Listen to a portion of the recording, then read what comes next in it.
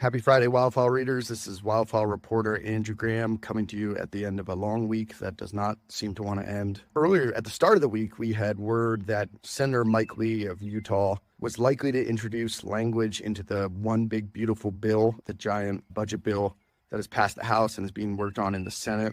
We were told that Lee, who has long wanted to reduce the amount of land owned by the federal government and therefore the taxpayer, was going to introduce language that would mandate a sell-off of some public land in that budget bill in order to raise revenue and, according to him, create opportunities to build housing in the West where there's a housing supply issue. This was tried in the House, and the lands being mandated for sale were just in Utah and Nevada. But earlier this week, we heard rumors that conservation groups and hunter advocacy groups expected that Lee might try to insert broader language and that it could include public land in Wyoming. We're tracking D.C., and sure enough, Wednesday evening, the senator from Utah did release his language. It calls for the BLM and the Forest Service to offload an amount of land that is it's under 1% of the total lands they own, but because the federal government owns so much land, that adds up to anywhere from 2 to 3 million acres, according to analysts for conservation groups who have looked at the bill. The bill does not order land sales in any specific states, but it directs the federal government to